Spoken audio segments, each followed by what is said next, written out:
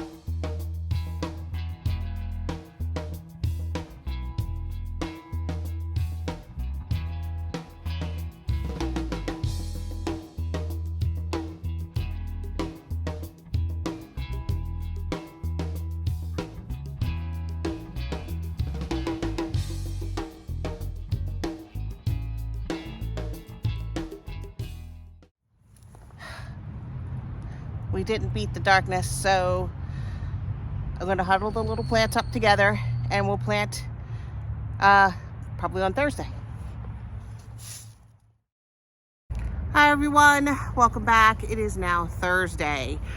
We did have a little bit of weather as they predicted.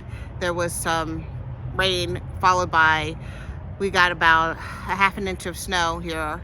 It melted in the afternoon, so it didn't last long, but we're supposed to be getting some more snow allegedly on Friday night. Today's Thursday. Friday night into Saturday morning. So I wanted to finish getting these plants in the ground. I was able to get 5 plants planted, but I want to get the rest planted in this area over here. So I got the one wintergreen planted, but I want to get the rest of the wintergreen and the hellebores planted in the ground before it snows again. So at least they'll be nice and cozy. I do have this landscape fabric here that I do really want to get up, but there's a lot of leaf covering on here. So what I'm going to do is just like cut through it, plant the plants in, and then remove the landscape fabric after it starts getting a little bit warmer, because I want the roots of the plant to have some insulation throughout the remaining winter, just to make sure that they're going to be okay. So that is my goal for today. So today I have my auger over here, the shovel in case I need it. I have my Biotone starter fertilizer that I put in all but one of the plants. So it said the Catmint doesn't like fertilizer, so I didn't put that in there, but I did put it in the Scabiosa and the Euphorbia that I planted a couple days ago. So put this in a hole, dig the holes, put some Biotone fertilizer in there, and get these potted in the ground and see what else I could get done. I think I decided, I don't know if you can see here, these pots that are here, they got kind of destroyed in the winter. I think I'm going to take the violets and pansies out of these pots and put them in the pot here at the corner where the remaining are, because that is a very good pot, and I see they look very lovely. All potted up. So it's a really huge pot, so I think there'll be enough room for all of those.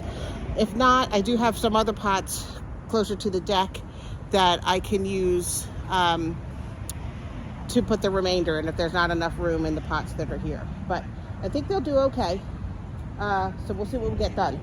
Anyway, I'm going to just run the camera and we'll get planting.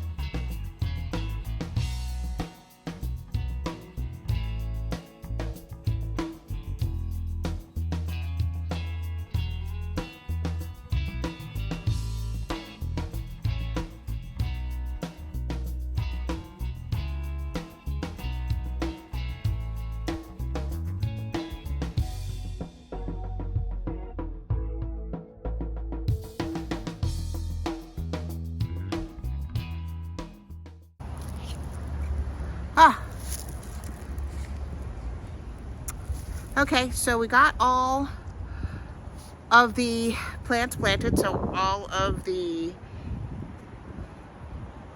winterberry, all of the hellebores are all planted in the ground. I'll show you what that looks like in a minute. Right now I'm going to tackle the violets and pansies, the violas and pansies that are in these broken pots, and plant them in the pot in the corner. So I'm going to do that while we still have some daylight and see how that goes. It's a bit chilly today, so I have my my wool hat on, and it's kind of bright and windy, so I got my protective eyewear.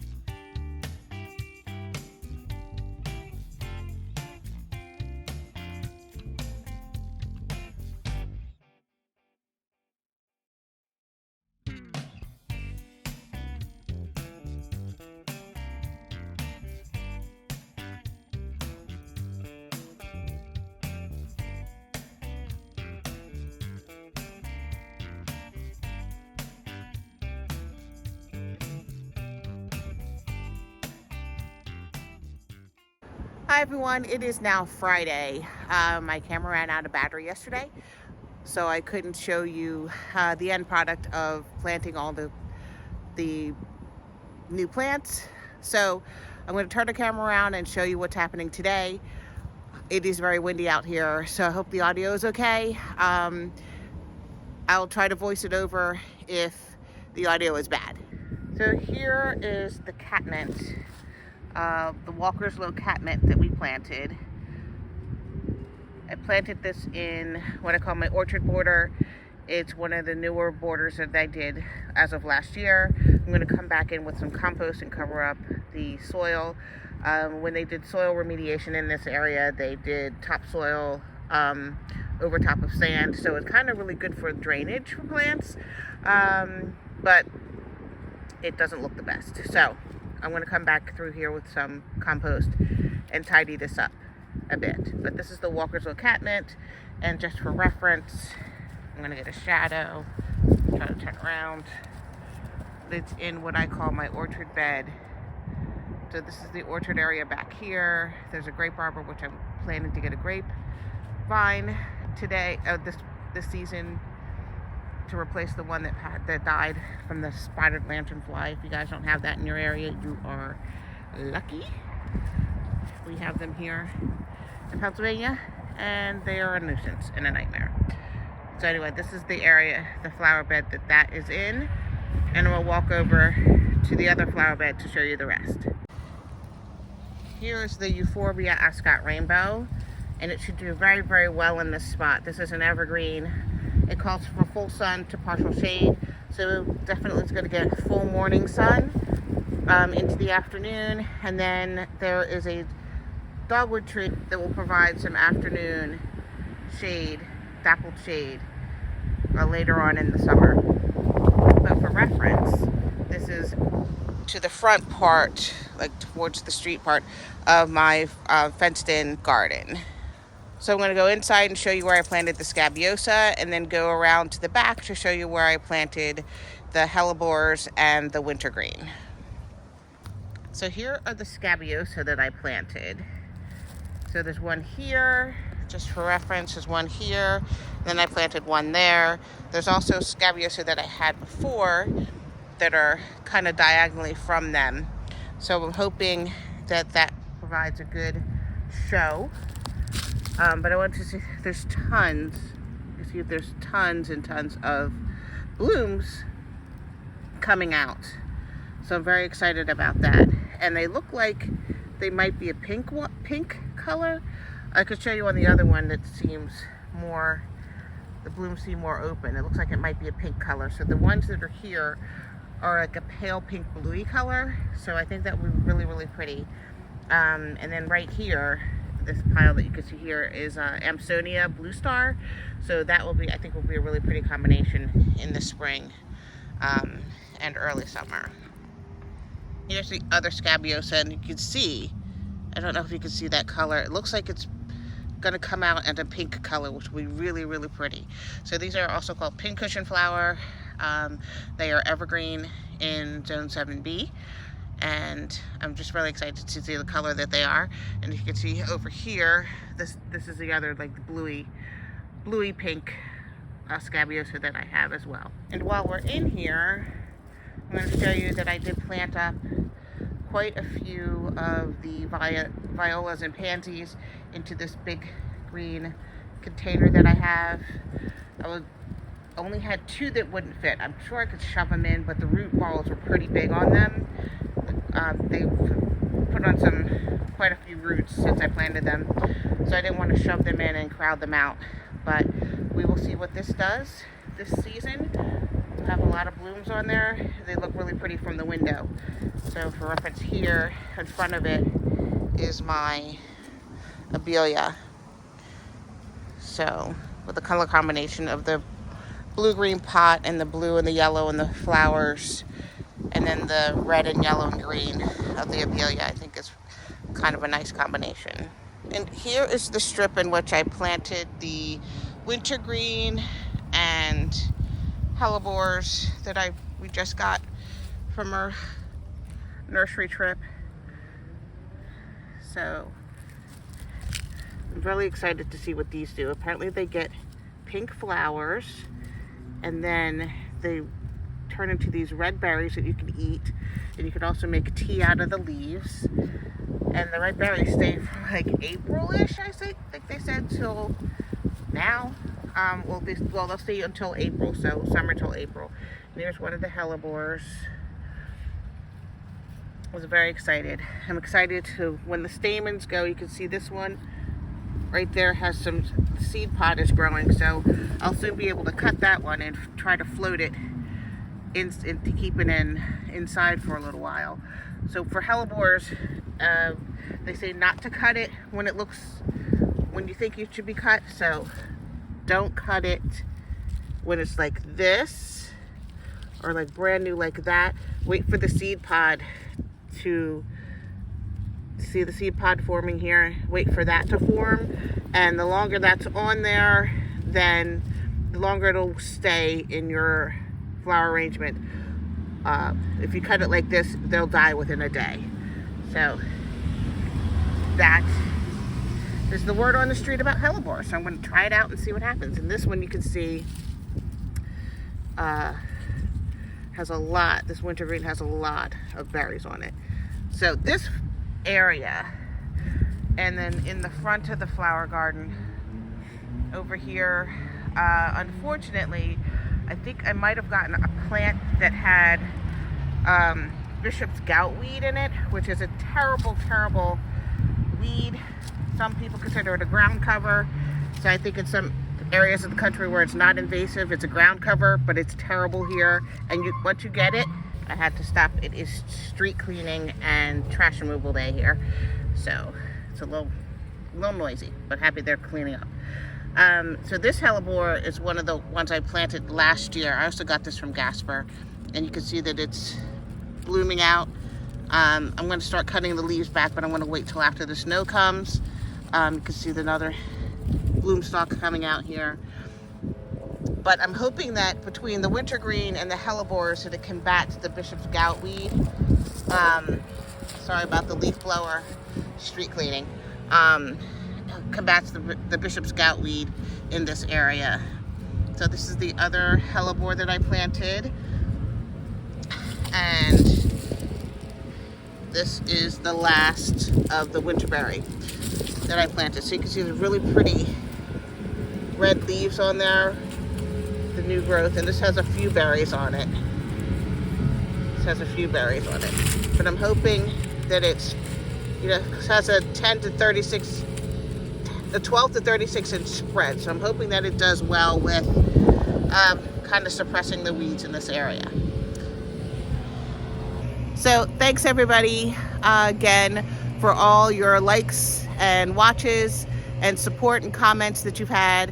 I hope you enjoy watching these videos, and I hope that you find them helpful. And has anybody had any experience with growing wintergreen? Because this is my first time doing that, and I've not, I'm very interested in seeing it. I never considered it as a plant. I never really considered where wintergreen came from. It's not my favorite flavor, but it was a beautiful plant, and I'm thankful that my friend pointed it out to me in Gasper to be able to get it and see what it does. So anyway, if you have any experience with that, let me know, and I will see you in the next video. Take care. Bye-bye.